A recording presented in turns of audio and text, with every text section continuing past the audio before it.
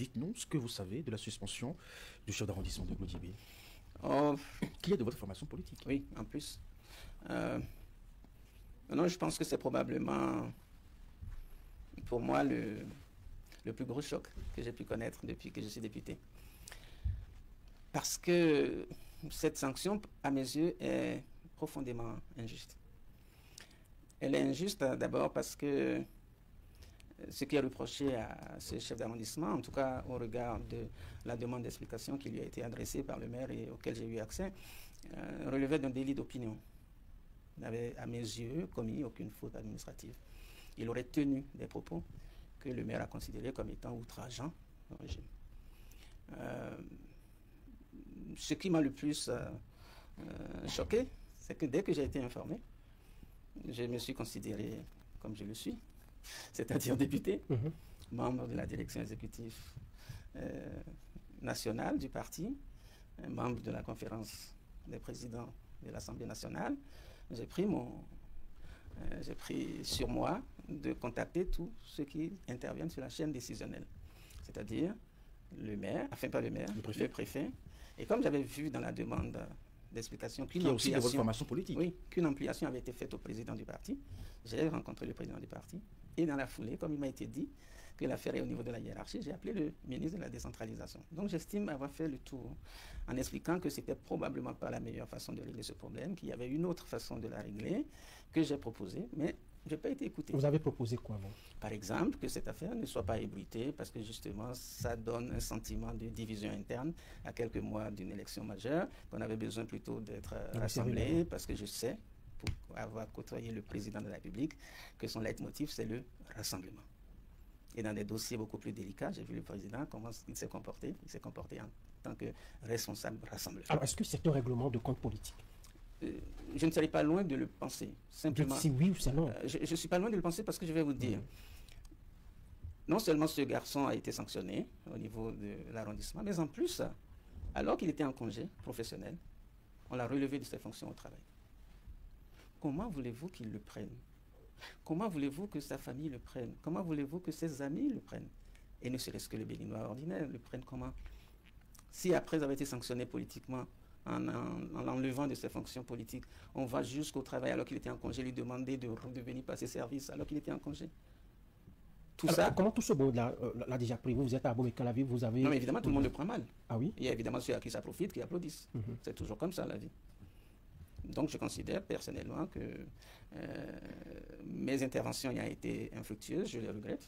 Je regrette que je puisse intervenir dans une affaire pareille sans être écouté et que, comme une machine infernale, dérouler son schéma. On a l'impression que c'est un de vos proches, c'est ça? Il était très proche de vous? Pas plus que d'autres. Ouais. Il était proche de moi. C'est un frère, c'est un...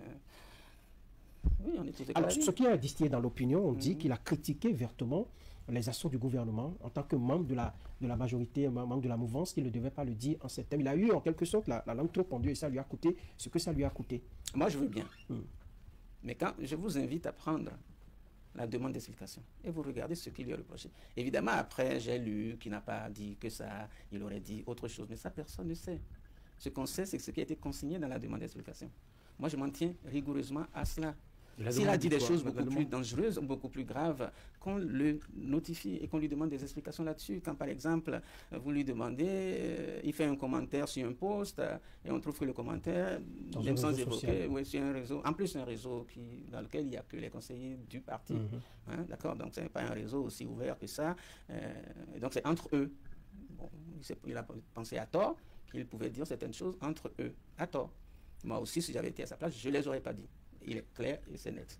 Mais tout le monde n'est pas top à nous. Tout le monde n'est pas à nous.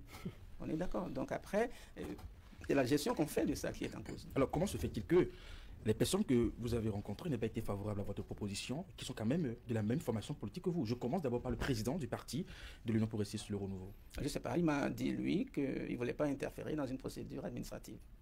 Et je lui ai dit, malheureusement, le maire vous a compromis parce qu'il vous a fait ampliation. Donc quelque part, il a validé. implicitement, Qu'un je militant pense. de sa formation politique soit sanctionné À par un quelques autre mois des militant. élections. Et le préfet aussi, son Oui, cas. j'ai appelé le préfet, il m'a dit qu'il avait déjà rendu compte à sa hiérarchie, donc j'ai considéré que c'était le ministre, j'ai appelé le ministre, bon, après le ministre aussi ne m'a plus fait de retour. Donc je me suis dit probablement quelque part la chose avait été bien groupillée et que mon statut ne me permet pas de dégroupiller. Alors, vous avez insisté Et c'est ce plusieurs que je fois. regrette. Vous avez insisté plusieurs fois sur à quelques mois des élections. À votre avis, qu'est-ce que cela peut avoir comme implication, comme désavantage à votre parti dans cette circonscription? Je ne sais pas, il faut déjà savoir ce que le principal acteur lui-même fera. Je veux dire, quand on l'aura sanctionné, on ne lui dit pas reste à la maison, les bras croisés, jusqu'à ce que je revienne te voir. Bon, voilà, donc on ne sait pas. On ne sait pas. Mais je pense juste, pour être en droit de relayer l'attitude du président de la République, je pense que c'est le rassemblement qui est le maître mot, qui aurait dû et qui devrait être. Et il y a d'autres types de sanctions qu'on peut prendre. Voilà. Mais juridiquement, ce n'est pas non plus fondé. Mais je ne sais pas. Parce que le maire a évoqué un manquement grave à l'obligation de réserve. On a parlé de faute lourde au point de nécessiter cette sanction. Le maire a bien motivé quand même son... je ne sais pas, mais les motivations, je ne sais pas ce qu'il appelle faute lourde, mais c'est le choix qu'il a fait. Ce qu'il a fait. Bon, après, il assume. Il assume son option, il assume les conséquences et l'ensemble de ce qui va avec. Mais au fond, cette situation, est-ce que cela ne montre pas un peu comment ça se passe au niveau des grandes formations politiques à l'aide de la réforme du système partisan, où on est militant peut-être d'une majorité, et en même temps, on voudrait qu'on garde le silence, même sur des évidences? Ben là, vous êtes en train de décrire la réalité, oui. Je ne peux pas vous contrarier là-dessus. Oui. C'est comme ça doit se faire dans une formation politique? Peut-être que non.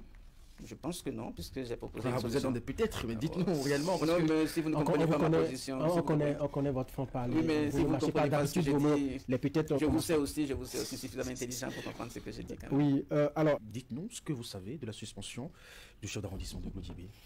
Oh, qui est de votre formation politique. Oui, en plus.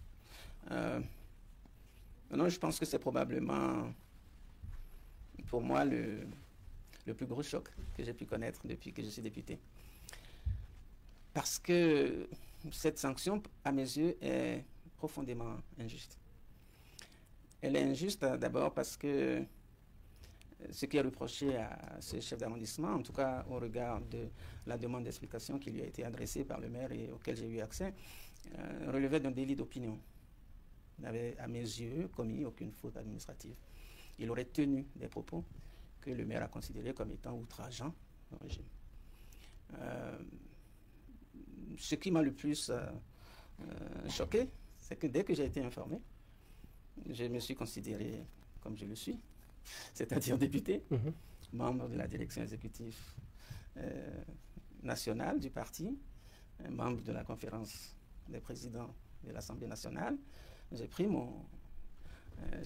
sur moi de contacter tous ceux qui interviennent sur la chaîne décisionnelle, c'est-à-dire le maire, enfin pas le maire, le préfet. Et comme j'avais vu dans la demande d'explication qu'une ampliation, de votre formation politique. Oui, qu'une ampliation avait été faite au président du parti, j'ai rencontré le président du parti. Et dans la foulée, comme il m'a été dit que l'affaire est au niveau de la hiérarchie, j'ai appelé le ministre de la décentralisation. Donc j'estime avoir fait le tour en expliquant que c'était probablement pas la meilleure façon de régler ce problème, qu'il y avait une autre façon de la régler que j'ai proposée, mais je n'ai pas été écouté. Vous avez proposé quoi, vous?